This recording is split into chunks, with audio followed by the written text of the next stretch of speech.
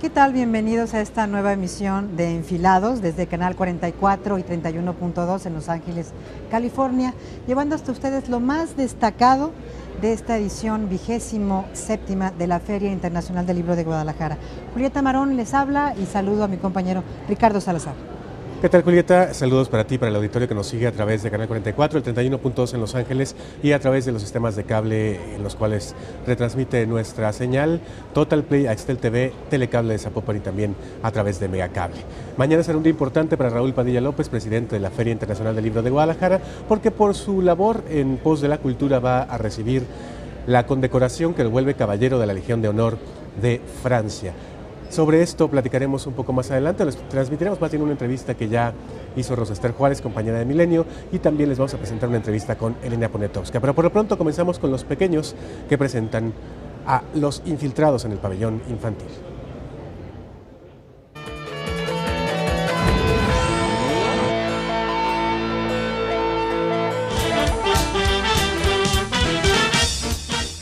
En la FIL lo que más hay son libros, pero no es lo único que hay. Se encuentran historias, ideas, imágenes, mundos nuevos, muchísimos lectores, algunos seres traviesos y además hay autores. Esos que son los responsables de las historias que leemos. Son seres especiales porque tienen una imaginación privilegiada y conocerlos es parte de la experiencia de leer sus libros. Hola, ¿qué tal? Bienvenidos a Pequeños Infiltrados. Yo soy Ceci Saldaña y me da muchísimo gusto saludarlos en FIL Niños, en donde les mostraremos toda la magia que se lleva a cabo aquí. Los talleres me tienen sorprendida porque qué creatividad, las caras alegres de los niños, así que acompáñenos en este recorrido. Yo soy Ceci Saldaña. ¡Comenzamos!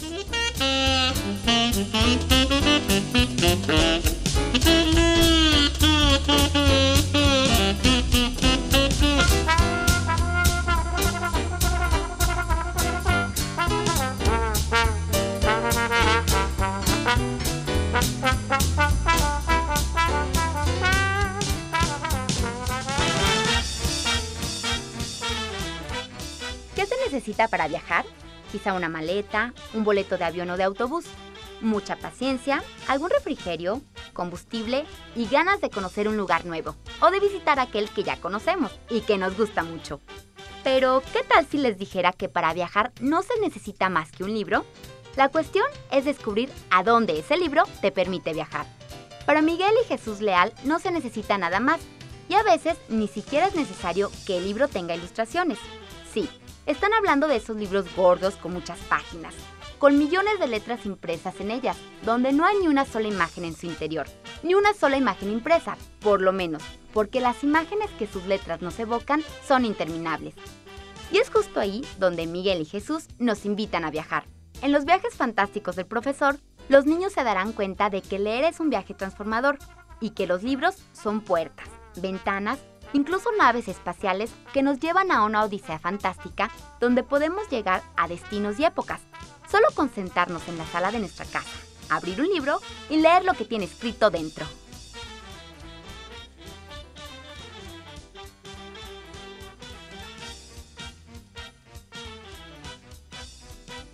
Alas y Raíces nació con una misión muy concreta: generar y promover espacios para el desarrollo de la creatividad y el pensamiento crítico de niñas y niños de los lenguajes artísticos, así como la valoración y el disfrute del patrimonio cultural. Para decir que usted, ay no, decir que usted queda muy lejos de la familia. El cangrejito escuchó todo esto y dijo, pero se puede caminar. Pero si no le gusta la regla de esta casa, caballero, eso sí, se puede ir. Me cierra la puerta por fuera, ¿eh? Y le estamos pasando muy bien en FIL Niños, pero yo estoy un poquito triste porque aquí mi compañero Canaleón se está robando toda la atención, todo el mundo quiere tomarse fotos con él, pero pues bueno, así es esto de la fama, la verdad Canaleón, te lo mereces. Y bueno, ¿qué les parece si vamos a ver la cartelera de eventos para el día de mañana? Acompáñenos. Niñas de la Guerra. Esta obra busca tocar un tema del que nadie quiere hablar con los niños, la guerra. Una puesta en escena que propone el amor, la solidaridad y honestidad como armas para acabar con la violencia. Narraciones presentadas por Alas y Raíces. Los asistentes conocerán fantásticos cuentos de Jorge Ibargüengoitia, Pascuala Corona, Natalia Toledo y Carmen Leñero. Érase un patito. Inspirado en el cuento original de El Patito Feo, se utilizan distintas técnicas como el títere de mesa, el guante y la animación de objetos.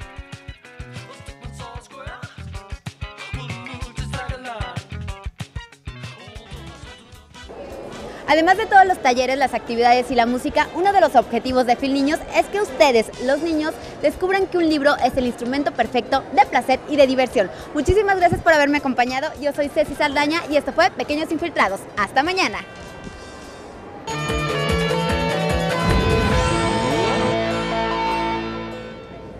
Y Ese pájaro del alma es un libro hermoso. Gracias a Ceci Saldaña por este reporte junto con el Canaleón, Los Pequeños Infiltrados. Pues vamos a la sección Pulso Diario, que va a hablar de varias cosas, de los 50 años de Alfaguara, de un evento que hubo ayer, por cierto, muy concurrido, que se llamó Genio y Drama, donde estuvo el gran chelista Carlos Prieto, que había una fila grandiosa para poder accesar a él. Y luego también se va a hablar un poquito también de los nuevos Dubái. Y bueno, entre otras cosas, todo esto, y además del encuentro con Elena Poniatowska, del libro Machos y Machistas de Didier Machinot, entre otras cosas. Escuchemos.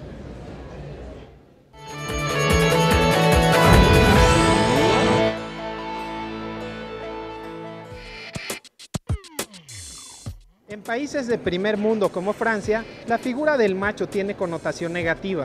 Por ello, cuando un extranjero visita México, se sorprende. Uno se da cuenta que según los contextos, según las personas que usan, según las épocas, llegan a tener connotaciones muy distintas. Y efectivamente, una de esas connotaciones es positiva, o valorizante por lo menos. Es la expresión típica, yo soy bien machín, etcétera, etcétera. El investigador se dio a la tarea de indagar el origen de la situación y los resultados los publicó en su libro Machos y Machistas, presentado en la FIL por Seida Rodríguez. Descubrió que desde tiempos de la Revolución, la literatura, el cine, el muralismo y la política han contribuido a esta visión, una situación que continúa en nuestros días. Estamos otra vez en una época, no sé si usar la palabra guerra, que fue muy criticada, pero sí estamos en una época difícil de violencia, de lucha, y otra vez están reapareciendo valores que se prestaban al macho y cualidades que se prestaban al macho, y afortunadamente están de nuevo aquí. Pues yo los oigo en los narcocorridos. Las manos quieren ver, los ojos quieren acariciar. Este es el eslogan de Estudio Erizo, una de las 9 editoriales que se sumaron al proyecto del stand de libros en braille, donde se ofrecen libros en español y portugués para ciegos y débiles visuales. Es la primera vez que se organiza algo similar en la FIL. Lo que tratamos de hacer este año fue tener este espacio, ¿no?, para mostrar que estos libros existen en la feria y que existe gente interesada en comprarlo, que realmente tenemos muchas personas débiles visuales o con ceguera total que asisten a la feria y que, como cualquier otra persona que viene a la FIL, quieren llevarse un libro a casa, ¿no? Pero no solo los invidentes se acercan al stand, pues también sirve para sensibilizar a la población sobre la necesidad de incluir a los discapacitados en la sociedad. La gente se acerca, pregunta, expresa sus dudas, así de, oye, es muy difícil leer en braille, a ver, ¿cómo funciona el alfabeto, no? Desde Harry Potter hasta libros de texto gratuito, el stand JJ48 del área internacional, ubicado en un lugar de fácil acceso para discapacitados, demuestra que la cultura del libro es para todos. El Sheikh Mohammed, un millonario petrolero de Dubái, decidió en los años 90 invertir parte de su fortuna en la construcción de un edificio emblemático que pusiera su ciudad en el mapa, y lo hizo realidad.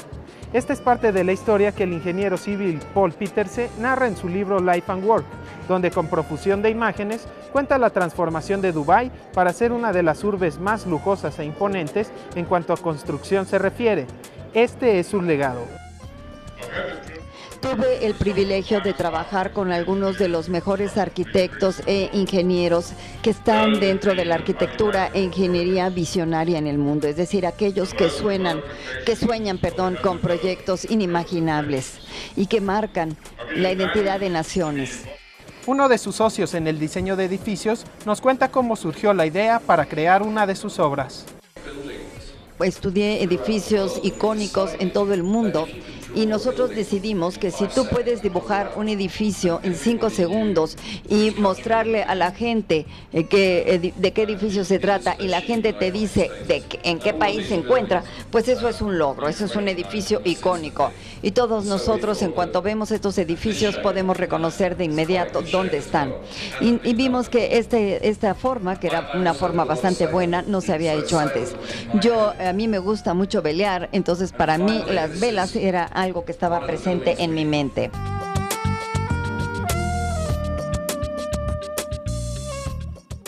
Los escritores Marcela González Durán, Sergio Ramírez, Javier Velasco, Juan Cruz, Joel Dicker y Mario Vargas Llosa se reunieron en la Feria Internacional del Libro la noche de este domingo para conmemorar los primeros 50 años de publicaciones de la editorial Alfaguara, que actualmente lleva buena literatura a 22 países del mundo. A decir del escritor peruano Mario Vargas Llosa, Alfaguara es la editorial que prepondera calidad, cantidad y libre expresión. ¿Qué es lo que me gustó tanto de Alfaguara?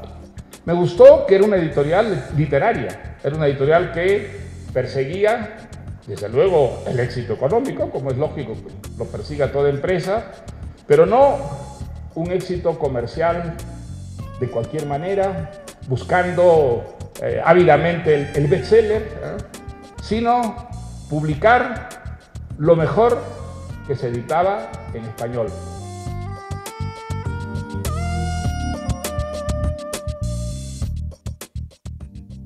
Dmitri Shostakovich, Genio y Drama, es el libro más reciente del escritor mexicano Carlos Prieto, producido por la casa editorial Fondo de Cultura Económica, que fue presentado en el marco de la Feria Internacional del Libro 2013. El autor narra su primer encuentro con la obra de uno de los más enigmáticos compositores del siglo XX. Pero desde que llegué yo al Tecnológico de Massachusetts, descubrí en una espléndida biblioteca musical que tiene esta institución la música de Shostakovich, para mí hasta entonces desconocida, y me causó un enorme interés desde la primera obra que escuché. A los pocos meses había yo escuchado toda la obra grabada que existía en la biblioteca musical o en la discoteca del MIT. El escritor Jorge Volpi, autor del prólogo del libro de Carlos Prieto, habla del acercamiento a una cultura musical de crítica al sistema que el compositor ruso Dmitri Shostakovich tocaba ante la dictadura soviética. También poco a poco vamos viendo obra por obra de cada una de las más importantes de su catálogo. No para un público especializado, sobre todo para ese público que quiere disfrutar aún mejor y conocer aún mejor y conmoverse o incluso enfadarse aún mejor escuchando la música de Shostakovich.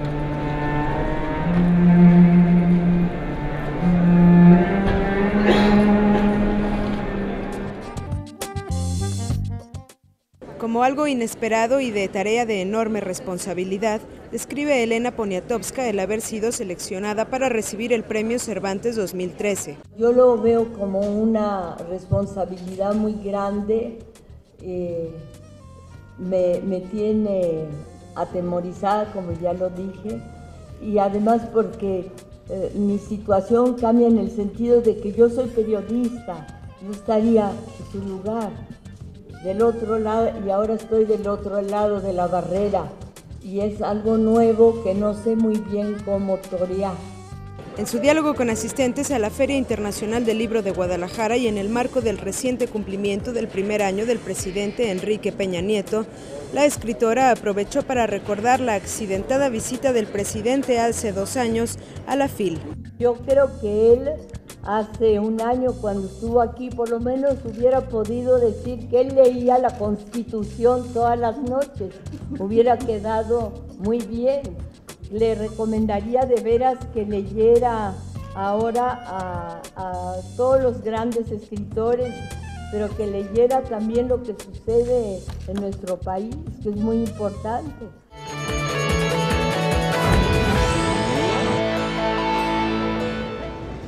Qué maravilla la señora Elena Poniatowska, recién premiada con el premio Cervantes, y que aún conserve pues esa sencillez, esa chispa a los más de 80 años. Felicidades y nosotros vamos a un corte y volvemos con ustedes enfilados.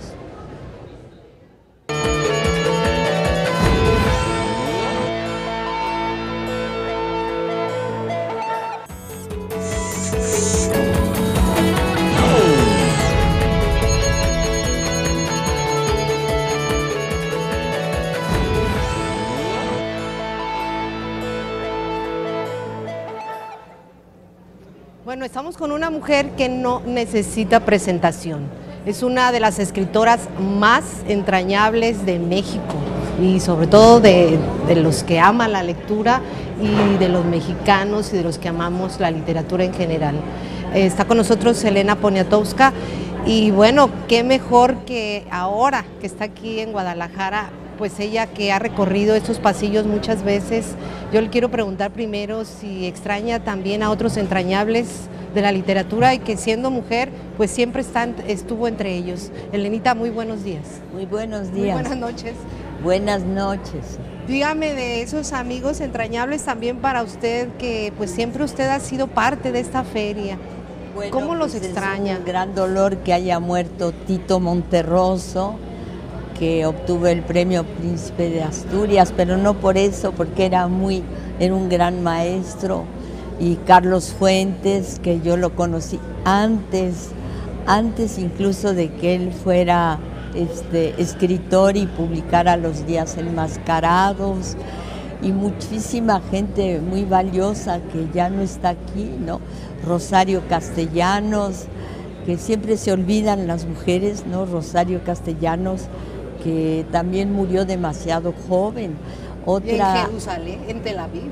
En Tel Aviv, y la trajeron aquí su cuerpo en avión. Eso fue una cosa, de veras un episodio que a todos nos cimbró. También la muerte de una gran escritora, María Luisa Puga, que tampoco debió de morir, ¿no? En fin, hay una serie de escritores muy queridos que ya no están. Desde luego, pues Juan Rulfo.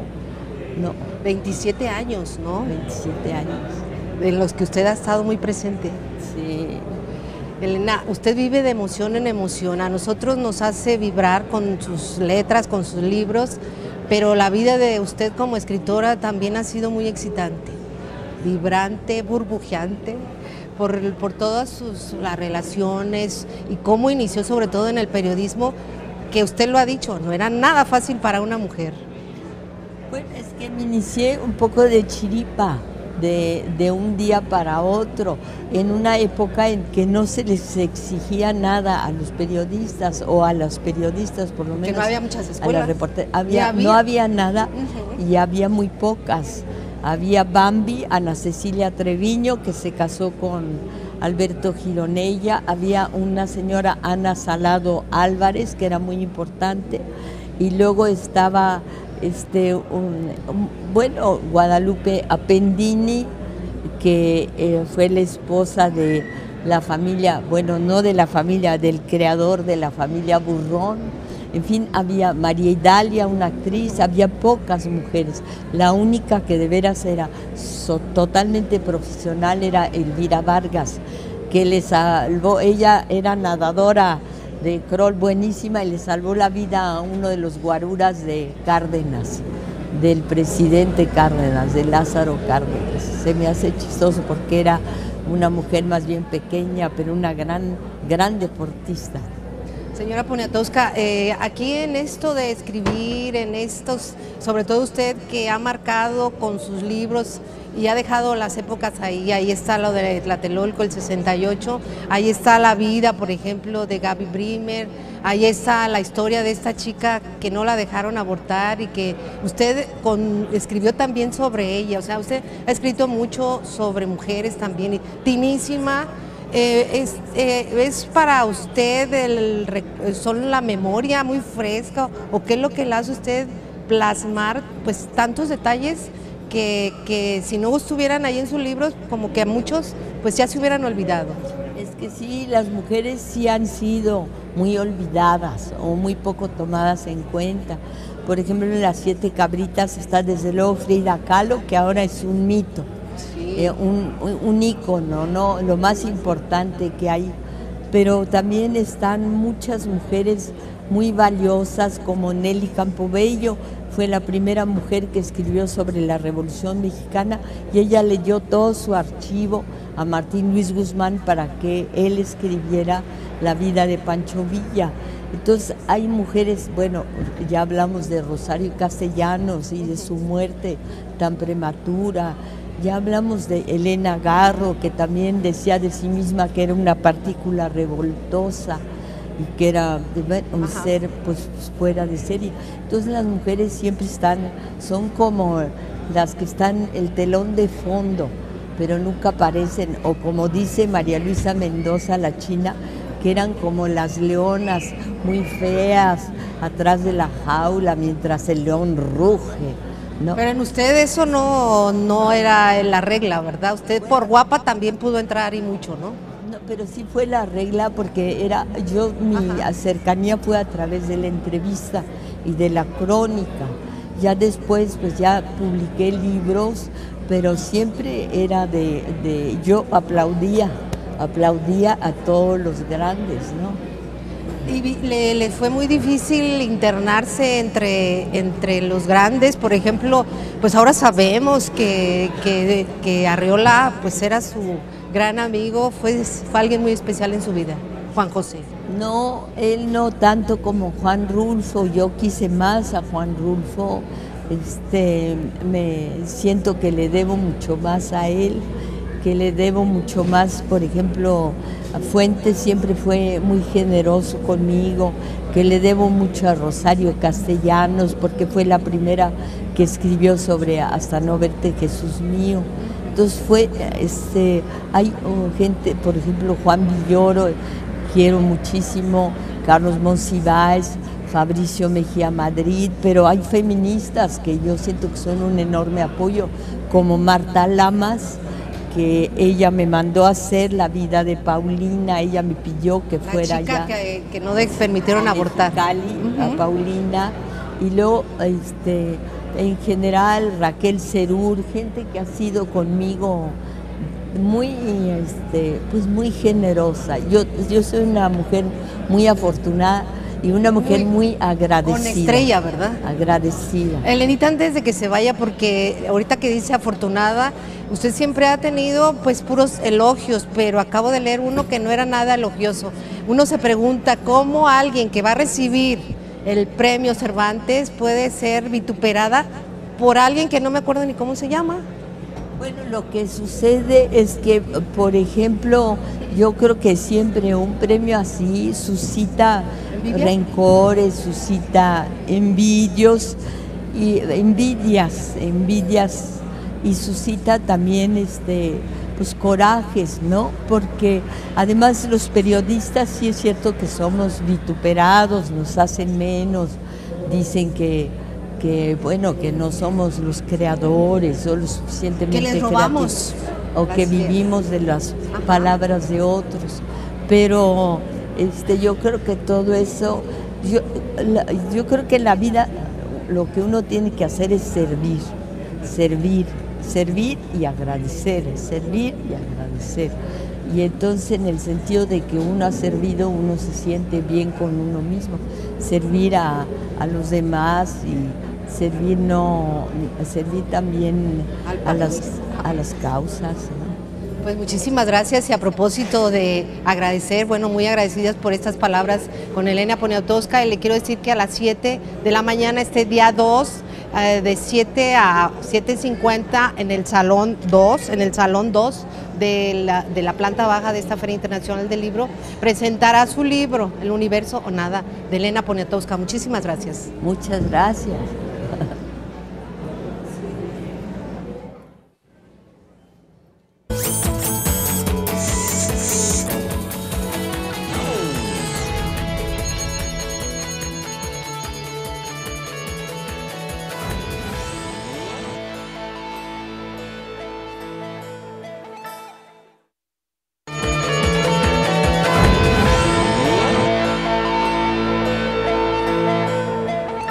Bueno, recordamos que en la FIL el cine también tiene cabida y vamos a nuestra sección acostumbrada que se llama Pantalla FIL con Guillermo Baidovitz y Ernesto Rodríguez.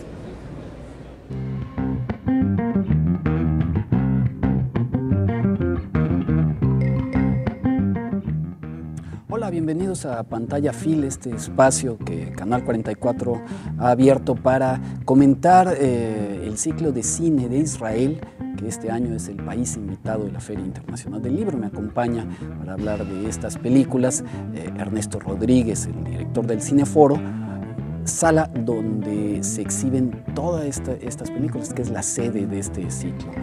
Y Ernesto, ¿qué tenemos para este martes? Mira, tenemos un triple programa, Guillermo. O sea, ahora tenemos con qué nutrirnos mucho de Israel, ¿no? Tenemos, en primer lugar, la película Viva mi amor. Es una película del director o directora, no sé, Shemi Sharin. Inclusive es como un nombre, o es la orquesta de la película, el guión, la música, es un Juan Orol, digamos, del cine de Israel, en un momento dado, me imagino yo. Y bueno, pues es la historia de una comunidad cerca de Tiberias, en una región que hay en Israel, de una escritora que tiene su talento como escondido y llega alguien a descubrirlo, etcétera. O sea, es una historia un poco ya conocida desde nosotros, de nuestros ancestros, con Gutierritos, por ejemplo, etcétera, ¿no? Es una película interesante. Vamos a tener a las 6 de la tarde una película de Galia Oz, un documental de esta también gran escritora de Israel, un documental acerca de digamos, es un documental que va de Tel Aviv a Jerusalén y acerca de, digamos, no sé si sean ramas de judíos, y lo sigue muy puntualmente, ¿no? Y vamos a tener en la función de las 8 de la noche una película que es Alguien con quien correr.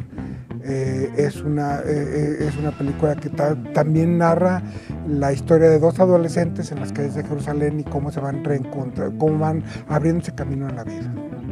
En el caso de la película que mencionabas de Galia Oz, ella es, creo que, hija del escritor Amos Oz, que es uno de los escritores pues reconocidos a nivel internacional por su posición muy crítica precisamente a la política israelí respecto de sus vecinos árabes y particularmente de los palestinos. Pero me resulta interesante porque tiene una orientación religiosa, ¿verdad? La película. Un poco, sí. Es la idea como de retratar la religiosidad ahora, ¿no? Ahora, exactamente. Y es un documental corto, no es un documental muy largo. Y hay que resaltar que vamos a tener la presencia también de su directora, obviamente Galia Oz, en esta función de las 6 de la tarde. Y es que fíjate que dentro del cine israelí, que comenzó con El País se funda en el año 48 y el cine comienza en los años 50, se fundan los primeros estudios, etc. Una de las primeras temáticas era precisamente las diferencias de pensamiento e incluso de ejercer la religiosidad de las dos comunidades étnicas más relevantes de Israel, que son los Ashkenazi y los sefaradíes. Y hicieron en tono de comedia, en tono de drama, siempre la rivalidad, el contraste entre estas dos comunidades, ¿no? Incluso como en el caso de las películas italianas del oeste que se llamaron Spaghetti Films, a estas películas de tema tan local le llamaron en Israel Bereka Films. Y es que la bereka es una empanadita que es parte de la comida israelí o judía, porque eso viene desde antes, y así le llamaron a estas películas. Y era evidentemente cine hecho para el público local. El otro caso que es A Viva mi amor también resulta interesante porque retrata el estilo de vida en los kibbutz, ¿no? Que son estas como comunidades agrarias, en muchos casos, cooperativas de trabajo, etcétera, etcétera. Sí, pero está centrado un poquito más ya en una persona, en una cocinera que tiene como elementos para ser una gran escritora y que es manejada por alguien que la lleva por un camino que no debe de ser, ¿verdad? Bueno, pues ahí está. Esta es la oferta para este martes, Cine de Israel en el Cineforo. Ernesto Rodríguez, muchas gracias. Y esto fue Pantalla Phil. Lo esperamos en la siguiente emisión.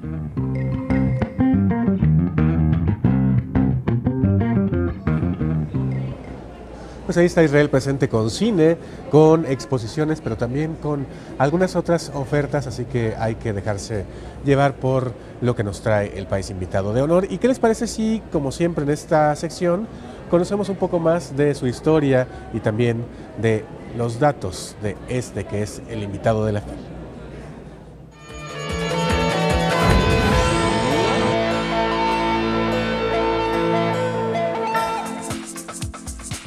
El territorio soberano de Israel es de aproximadamente 20.770 kilómetros cuadrados, en un área del cual 2% es agua. Sin embargo, Israel es tan angosto que su zona económica exclusiva en el Mediterráneo es el doble del área de tierra del país.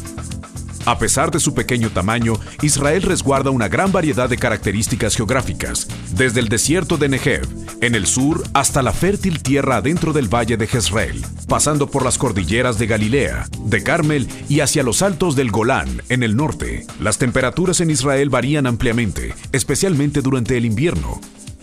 Las regiones más montañosas pueden ser ventosas, frías y a veces nevadas, mientras que en las ciudades costeras como Tel Aviv y Haifa, tienen un clima típico de Mediterráneo con inviernos frescos y lluviosos o veranos calurosos.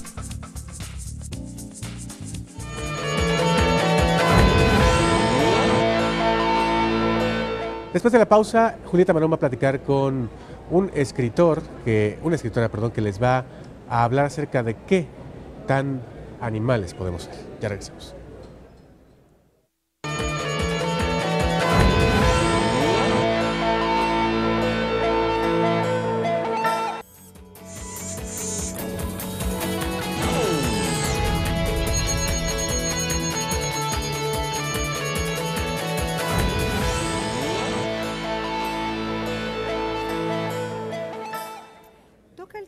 A Lorea Canales. Su novela Los perros es su segunda novela. Ella es periodista, es novelista además y abogado. Vamos a platicar de eso. Y pues primero le doy la bienvenida a Lorea. Gracias. Aquí a Enfilados. Aquí con ustedes. Y pues me llama la atención, te había comentado que cuando vi que la idea central era dos hermanos que se destruyen, me recordó mucho la Biblia, al Génesis, me recordó a Caín y Abel, cuando Caín mata a su hermano. Y es un poco, pues, impresionante realmente el hecho, ¿no? Pensar que un hermano mate a otro hermano por ambición, podríamos llamarle. ¿Es alguna relación de los perros con Caín y Abel? Sí, yo creo que los novelistas tenemos 2-3 historias bases. Obviamente las bíblicas, las del Génesis, también las tragedias griegas, y nos tomamos de estas historias que son las que se repiten una y otra vez. El odio-amor hacia la madre, el odio-amor entre los hermanos, son temas ancestrales y milenarios. Entonces yo, pensando en México, pensando en mi país, en la destrucción y en la violencia que nos acosaba todos los días, pensaba que éramos como dos hermanos, que era una especie de alegoría de dos hermanos que se destruyen. Y los hermanos pueden ser los hombres contra las mujeres, los ricos contra los pobres, el norte contra el sur, el este contra el oeste, los viejos contra los jóvenes. Lo puedes tomar los hermanos que quieras, incluso tus mismos hermanos dentro de ti, tus impulsos creativos y destructivos, y esa lucha interna que tenemos todos los días, desde voy a trabajar, no voy a trabajar, me quedo media hora más. Entonces, explorando estas ambiciones. ¿Es por ambición que se destruyen entonces? Bueno, Miguel es un tipo muy ambicioso, es el que encarna el modelo del éxito contemporáneo, ¿no? Una especie de... es buen deportista, es carismático, logra lo que quiere, tiene labia, tiene verbo, se sabe y quiere lograr más.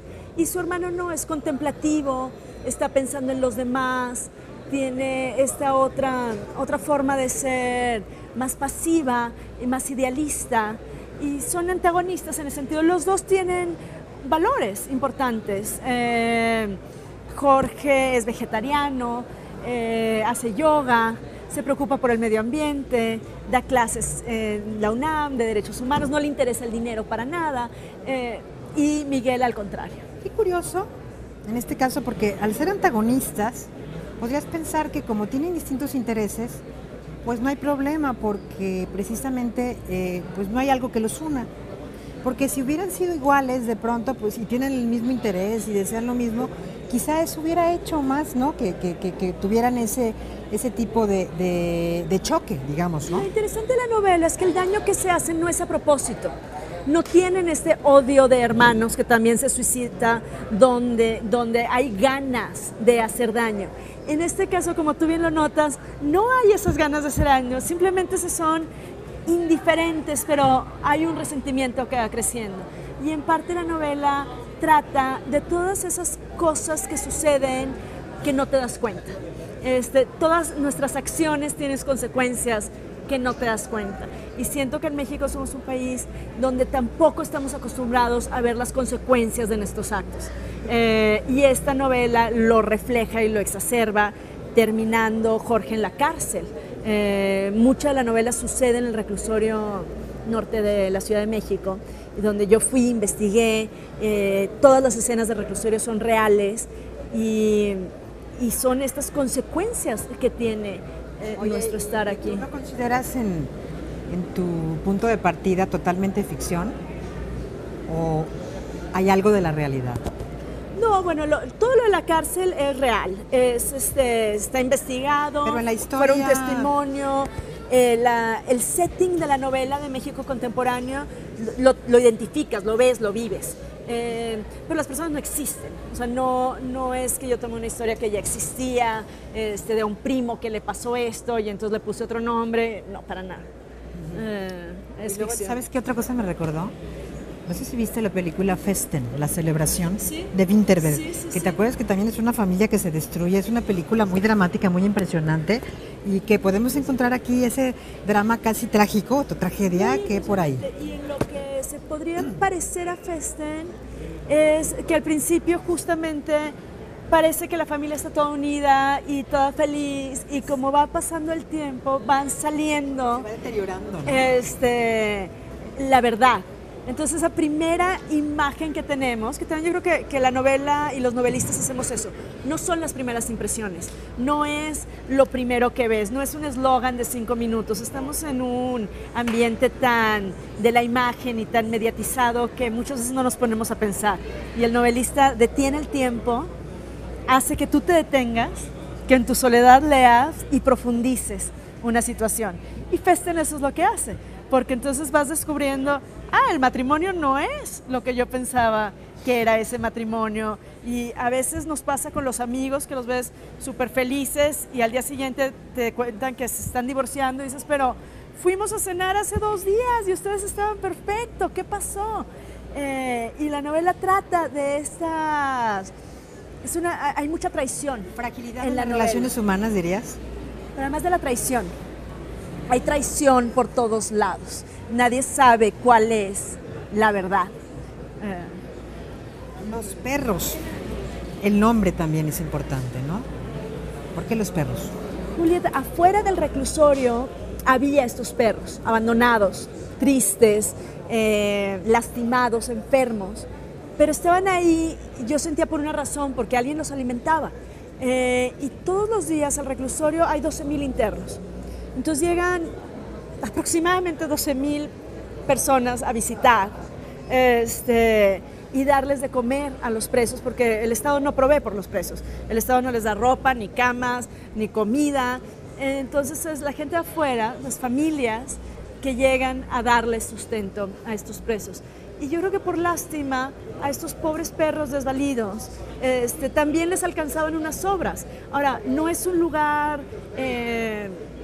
rico la cárcel, ¿no? Es un lugar de miseria y estos perros representaban un poco más de la miseria y lo cuento en la novela.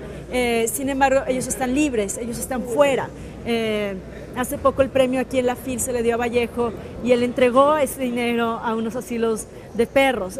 También hay esta cuestión de qué hacemos con estas personas que no caben, qué hacemos con estos perros que no tienen casa, cómo lidiamos con esto como sociedad. Si escuchas 2 hermanos que se destruyen, puedes decir, eso no es de humanos, o en este caso lo contrario, esto es de humanos. ¿Qué dirías? Yo creo que es de humanos. Y yo creo que una reflexión que hago en la novela, es muy violenta la novela y habla mucho de la violencia y hago muchas reflexiones de la violencia.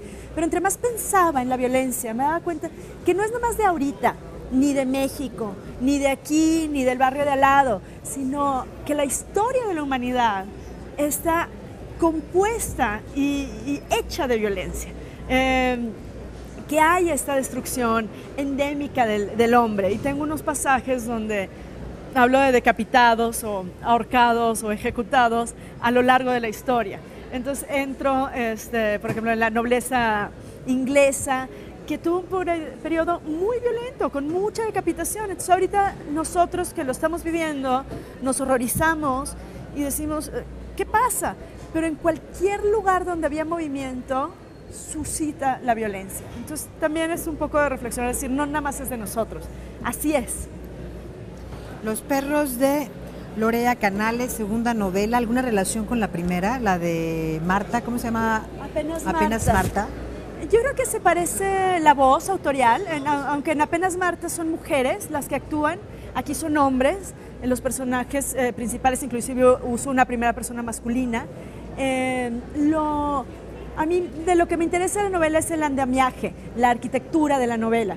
Y en ese sentido las dos se arman de forma muy interesante. No es un recuento cronológico, no va de 1, 2, 3, sino te voy contando la historia y la voy hilando en una forma interesante que por suerte he oído que atrapa al lector, entonces me da mucho gusto.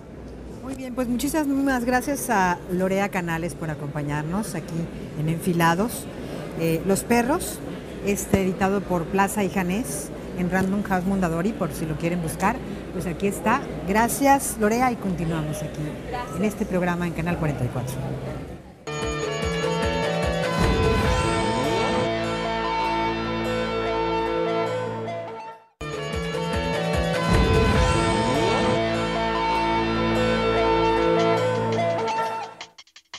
Homenaje al bibliófilo, reconocimiento a Miguel Ángel Porrúa. Con una biblioteca personal con un acervo mayor a los 18,000 volúmenes, Miguel Ángel Porrúa será galardonado por su labor editorial y la difusión del conocimiento de la historia de México que ha impulsado en las últimas décadas. En el Auditorio Juan Rulfo, planta baja de Expo Guadalajara, de 18:30 a 19:20 horas. Presentación del libro Nación TV. Inspirado por el movimiento Yo Soy 132, el escritor Fabricio Mejía Madrid escribió la novela Nación TV, donde narra la historia de la televisión mexicana y la manipulación de la información que se da por los intereses privados de los empresarios de los medios de comunicación. Salón 4, planta baja de Expo Guadalajara, de 19 a 19:50 horas. Presentación del libro Palinuro de México. El Fondo de Cultura Económica presentará una nueva edición de Palinuro de México, obra maestra del escritor mexicano Fernando del Paso. Salón 2, planta baja de Expo Guadalajara, de 20 a 20:50 horas. Pasado y futuro de la literatura japonesa.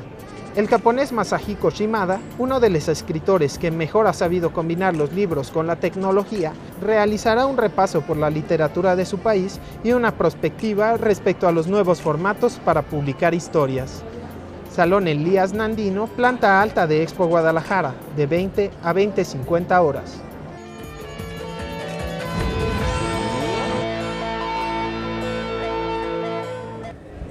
Continuamos con ustedes aquí en Enfilados con muchísimo gusto. Hagas cada quien su agenda personal para que decida lo que quiere ver, en donde quiere estar de la FIL, porque si no tendrá que subdividirse o multiplicarse, ¿no? Como decimos, o algo así. Así es, eso es parte de lo que va a pasar mañana, y lo que también va a suceder es que Raúl Padilla López, presidente de la Feria Internacional del Libro de Guadalajara, va a recibir la condecoración que lo vuelve caballero de la Legión de Honor de Francia.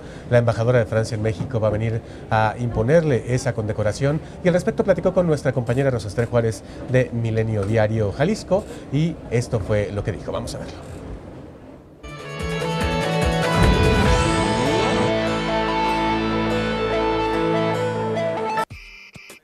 Raúl Padilla López, presidente de la Feria Internacional del Libro, será condecorado por el gobierno de Francia como caballero de la Orden de la Legión de Honor, el máximo reconocimiento que otorga el país europeo.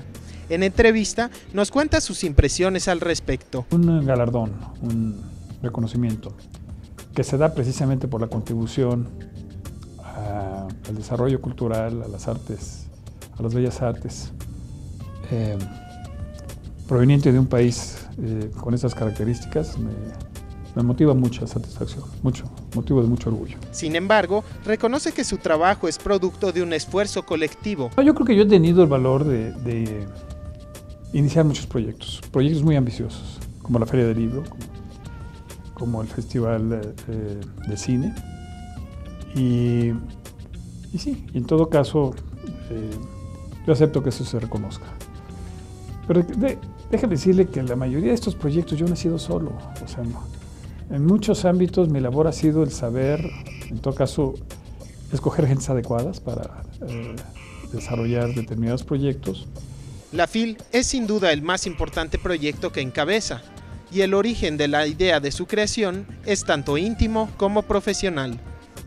El primer empleo que yo tuve, remunerado, fue como vendedor de libros ambulantes. Yo le he dado a los libros, al libro, como instrumento civilizador, como el principal vehículo de la cultura.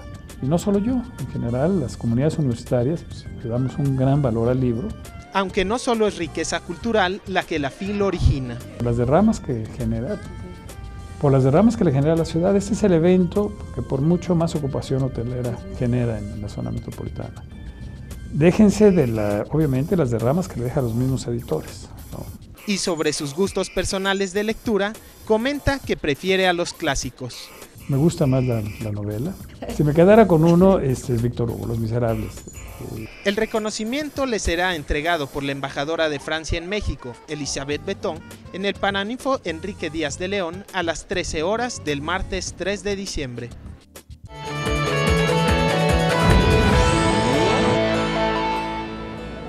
Pues nuestras más sinceras felicitaciones al licenciado Raúl Padilla, muy merecida esta condecoración por todo lo que ha hecho en el mundo de la cultura en nuestro estado. Y ahora cambiamos de tema, vamos a escuchar una cosa que es maravillosa. Siempre cuando hay un país invitado de honor que habla otra lengua, es importante escuchar esa lengua en sus sonidos de origen, por eso les presentamos estas letras de Oriente. Y después va una entrevista de María Antonieta Flores a Alfredo Corchado, así que aquí nos despedimos, Julieta. Gracias por acompañarnos y hasta mañana. No se pierdan Enfilados.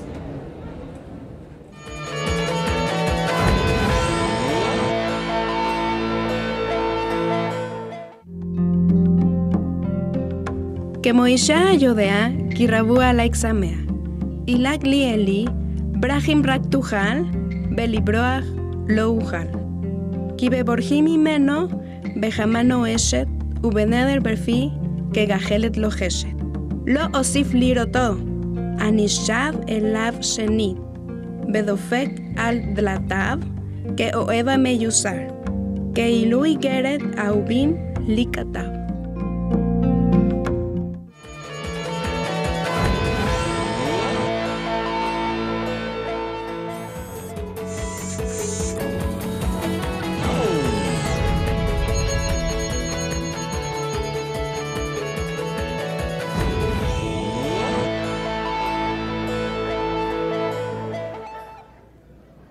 Bueno, seguimos aquí en la fiesta de las letras. Me da muchísimo gusto presentar ahora a un periodista, pues que ahí está ejerciendo aún el periodismo y también escribiendo. Escribió un libro, Medianoche en México, el descenso de un periodista a las tinieblas de su país. Alfredo Corchado, a quien le doy la bienvenida. Muy buenas noches, Alfredo. Buenas noches, María Antonieta. Gusto estar aquí contigo. Bueno, Alfredo Corchado es especialista en temas de migración, de narcotráfico y sobre todo temas políticos entre Estados Unidos y México. Este libro es un testimonio de lo que él ha vivido como periodista, hoy encargado, por cierto, del buró de noticias del Dallas Morning News, de donde llegó aquí hace mucho tiempo a México como reportero, como enviado, ¿verdad, Alfredo? Como enviado hace casi 20 años que llegué a la Ciudad de México. Fíjate que cuando dices que especialista en narcotráfico es algo que nunca me ha interesado, el narcotráfico, pero el país cambió y no me quedó otra más que entrarle a este tema. Incluso el hilo conductor de tu libro habla justamente de una amenaza que recibiste de parte por algo del narco. Exacto, el talón de fondo del libro es la guerra contra el narco de los últimos años, y el libro abre con una amenaza que me llegó bueno, hubo varias amenazas, pero esta fue la más seria, que la tomé más en serio porque venía a través de una fuente norteamericana, un agente de inteligencia que me dijo: hay una amenaza que van a matar a un periodista norteamericano en 24 horas y creo que eres tú. Entonces, alguien así de esa confianza te llama y te da esa noticia, pues lo tomas muy en serio. Además, conociendo tan a fondo como tú conoces el tema. O sea, que no estamos, cuando hay una amenaza, no están hablando, no están bromeando. Una cosa que uno aprende al cubrir este tipo de noticias es que siempre va a haber amenazas, siempre va a haber miedo, ¿no? Pero cuando te metes, como el Dallas Morning News empezó a investigar los lazos que había del grupo, en este caso de los Zetas, en el norte de Texas, uno no sabe qué esperar, ¿no? Y cuando llegó eso, pues obviamente habías molestado a alguien muy poderoso en el grupo. Entonces sí, tuve que eventualmente dejar el país, salí de México como 2 años, ya no era lo mismo, ¿no? Y tuve la oportunidad de poner todo esto en el libro, o sea, que me sirvió como terapia. Una catarsis. Exacto, los últimos 20 años de México, el haber conocido o reportado de 5 administraciones, ¿no? de 5 sexenios. Y todo eso va en el libro, pero yo creo que más que todo es también la jornada de un migrante, un mexicano que nace en México y se va a Estados Unidos y vive en California y luego Texas, pero siempre con el sueño de algún día regresar a su patria, a su país. Pues ahí está lo más interesante que creo que tú puedes contarle a nuestro auditorio, es eso. Tú cumpliste tu sueño americano porque pues pudiste ir a la universidad en Texas, que muchos migrantes no logran. Fíjate, yo me salí de la escuela, en lo que le llaman allá aquí la preparatoria, y fue mi mamá quien me inspiró, me dio la oportunidad de seguir en el colegio, de seguir estudiando, y sí, fue el sueño americano, pero también el sueño mexicano, de poder regresar a México y hoy día presentar tu libro en México, ¿no? Es un sueño que alguien como yo, que alguien que se crió allá como migrante, como en los campos de California, donde no había tanta cultura de leer, la lectura, estar en la feria del libro de Guadalajara es un sueño, ¿no? Es un honor. Pues yo te escucho con mucha humildad, pero realmente has logrado, pues sobre todo sobrevivir y estar comunicando todo lo que ha estado pasando en México. En el 2007 tú hablabas de que México se iba sumiendo y sumiendo más en la oscuridad. 2007, son 7 años, y uno diría, bueno, esas promesas que tú también esperas y que tú también mencionas como la esperanza de un México mejor, de que tu país saliera de esto, pues yo creo que va peor. ¿Tú qué opinas? Mira, yo empecé a cubrir el gran cambio en México, ¿no? Desde los 80s, en Ciudad Juárez, en Chihuahua. Con el TLC y demás, el TLC después, sí, de que íbamos a llegar al primer mundo, ¿no?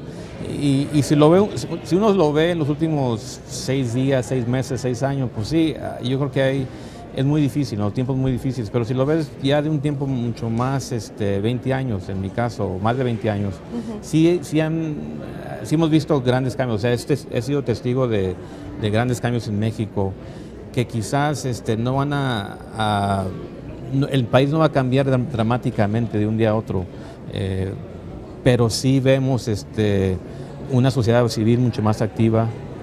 Es claro, hay lugares en México, regiones en México, por ejemplo, donde el periodismo no se ejerce como debería, no hay mucha censura, mucho miedo, periodistas amenazados, pero también hay un México mucho más abierto. O sea, hay partes de México donde hay una sociedad que exige más de sus líderes de gobierno. Y creo que eso también se debe de reconocer. O sea, La Medianoche en México, el libro, no es hablar solamente de lo negro en México, sino también de la noche, que para mí fue una noche muy larga, muy oscura. La del 2007. la de julio 2007, donde llega la amenaza. Y es esa noche, ¿no? En que o crees o no crees, o crees en la promesa de un mañana o no. Y yo sigo creyendo. Sigues insistiendo, ¿verdad? Mi mamá me dice, o sea, ¿por qué le pusiste Medianoche en México a tu libro? ¿Qué no quieres hablar de lo posible en México? Le dije, precisamente por eso, porque uno aún cree en lo más oscuro de la noche, en el amanecer. Ojalá algún día pueda escribir un libro que diga El amanecer de México. A ver, tú como encargado en jefe, o sea, el jefe de la oficina del Dallas Morning News en México, a estos periódicos de Estados Unidos y de Europa en general, cuando son corresponsales extranjeros a ustedes, como que solo publican eso, ¿no? El narcotráfico, los temas que son los más importantes, ¿son los que les obligan? ¿Les piden? No nos obligan, es más, yo creo que a muchos lectores norteamericanos les gustaría leer otras cosas, ¿no? Pero sí es la nota más importante. O sea, si un país está perdiendo o está amenazado por la seguridad, su propia seguridad, es una nota que debemos darle importancia. Si hay un país donde han muerto más de 100,000 personas, muertos o desaparecidos, es una nota muy, muy importante que debemos seguir. O sea, ¿cómo dices a las víctimas? Vamos a cambiar de narrativa, como que no pasó nada. Pero tienes toda la razón, también debemos de quizás escribir más sobre otras notas, la economía, por ejemplo, o lugares turísticos. Y tratamos de darle un poco al lector de todo, ¿no? Especialmente un lector tejano, que hay tantos lazos con México, que le interesa venir a México. Tenemos que darle un poquito de esto, un poquito del otro. Vender también nuestro país. Mira, vamos a hacer una pequeña pausa y volvemos para platicar con Alfredo Corchado, el autor de Medianoche en México, Descenso de un periodista a las tinieblas de un país. Vamos a la pausa.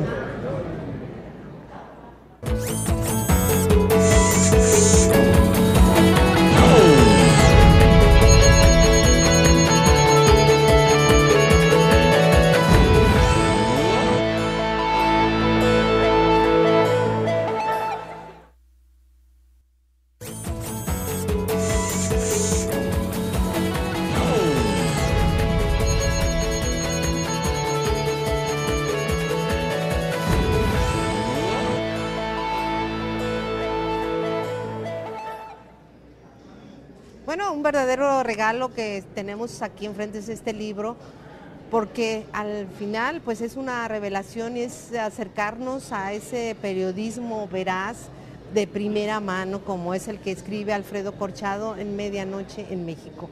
Descenso de un periodista a las tinieblas de su país. Y estábamos hablando, Alfredo, que pues generalmente las agencias, los periódicos, en este caso como el tuyo, en Dallas Morning News, pues buscan pues esas notas, ¿no? Esas notas del narcotráfico, esas notas espectaculares. No las buscamos. Bueno, yo sé que ahí están. Y qué difícil es vender nuestra imagen otra, una imagen positiva, o que no hay. Tú que tienes ya 20 años aquí y que con mucho anhelo, porque se siente en tu libro ese amor al país. O sea, que tú no eres un renegado, ni tampoco has sido pues una persona que se ha perdido allá y ha renegado, sino que tienes lo mejor de allá y lo mejor de aquí. Porque veo que manejas mucho a tu madre, o sea, la cita de tu mamá. Yo no he escuchado a ningún norteamericano que hable. Mi madre me decía, sí, se nota que se resuma en ti todavía esa riqueza que tenemos en México. Es que México es un país riquísimo, bellísimo, ¿no? Estamos en la tierra del tequila, estamos en la tierra del agave, o sea, es un país que yo estoy muy orgulloso de ser mexicano. Pero en un tiempo el Dallas Morning News tenía el buró más grande de cualquier periódico en Estados Unidos. O sea, había 12 personas, que incluía un equipo de televisión. Entonces cubríamos todo. Yo a veces pienso que la crisis del periodismo cayó justamente en la crisis de seguridad en México. Entonces de 12 personas, un buró de 12 personas a una persona, o sea que soy yo. ¿Subiste? Soy el único que quedó en México, entonces no nos queda otra más que cubrir la nota de más importancia. O sea, jerarquizas, tienes que jerarquizar y ordenar. Y ojalá sean otras notas, ¿no? O sea, el Bajío, por ejemplo, donde está la industria de... La Feria Internacional del Libro. La Feria del Libro. Estoy aquí y voy a escribir un par de notas sobre esto. Hay gente que sí quiere leer otras cosas y cada vez que empezamos a ver otros temas, pasa algo, ¿no? sucede algo. Pero sí tienes, yo, por ejemplo, acabo de terminar una nota sobre el Bajío, la economía del Bajío, el aeroespacio, ¿no? De los aviones que hay, la industria de aviones, etcétera, que son ejemplos del otro México que también está surgiendo, avanzando. Porque también acabas de llegar de Ciudad Juárez en este momento. Ciudad Juárez ha mejorado bastante en el último año. O sea, ¿Y así lo vas a escribir?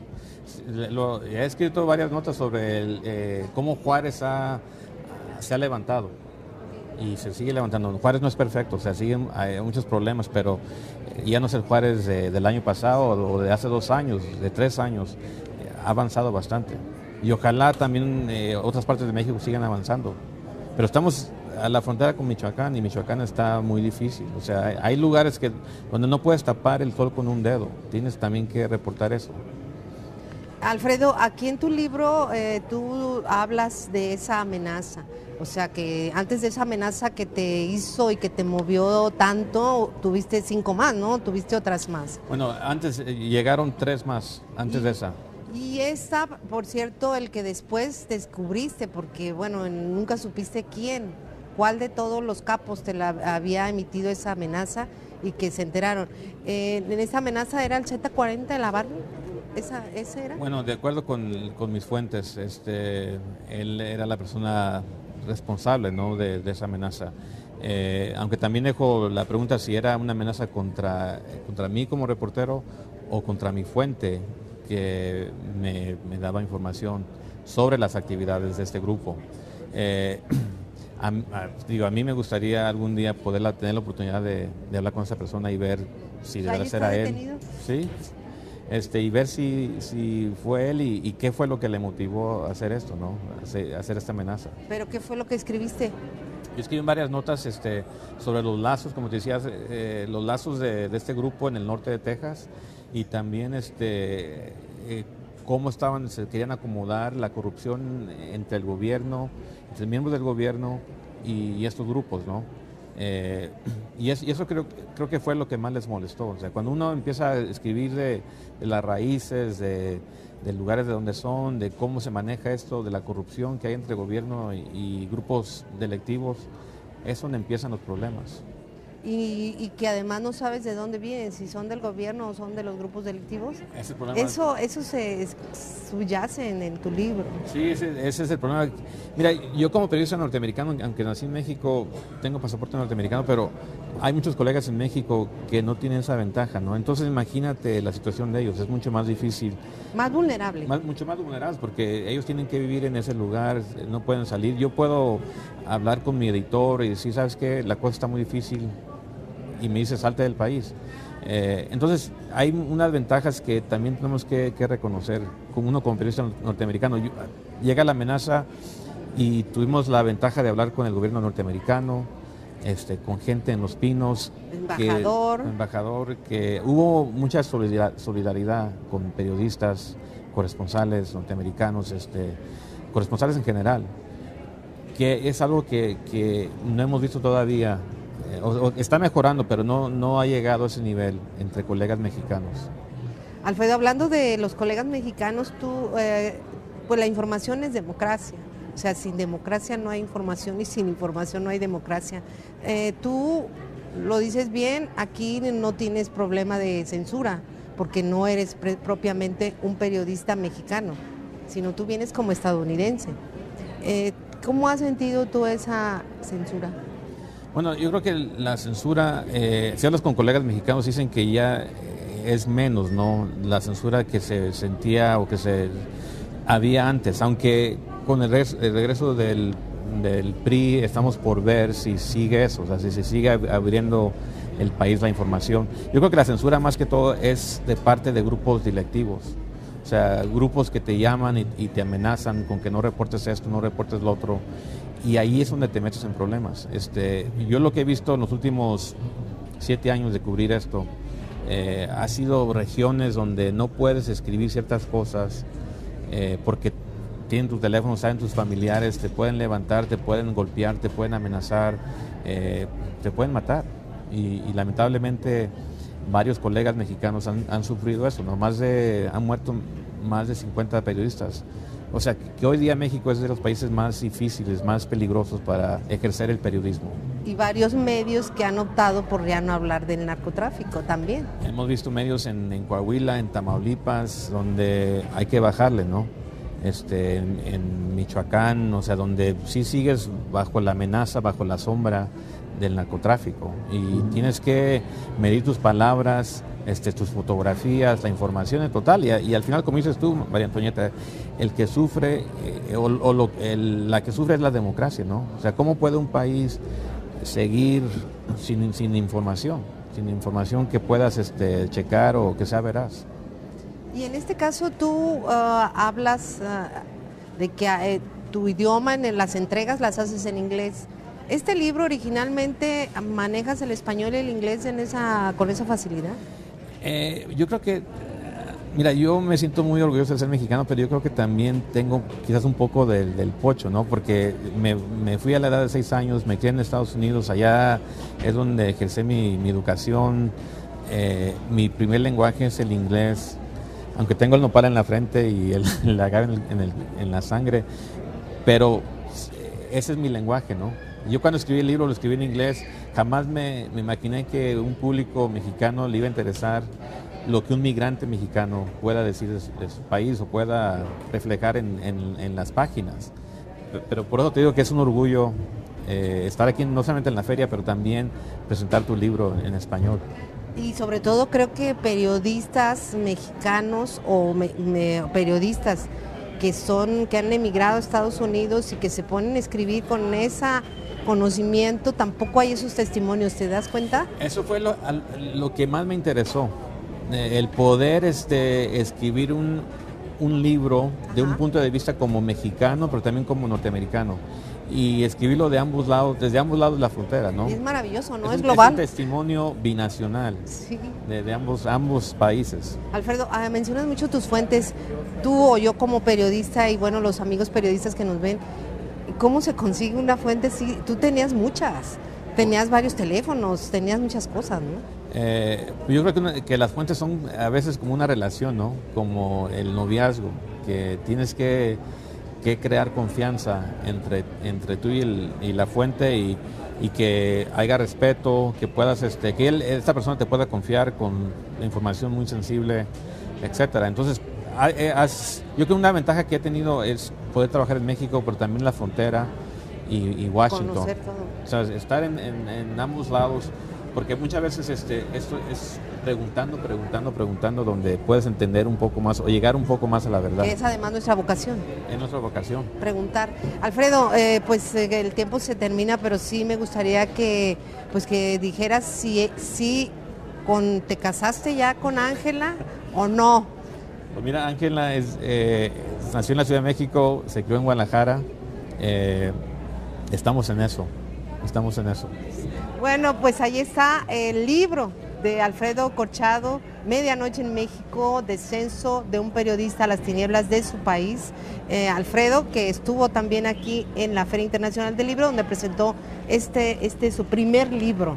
Pues muchísimas gracias y mañana usted tiene una cita a las 9 de la noche aquí en Enfilados. Alfredo, buenas noches. Buenas noches, gracias.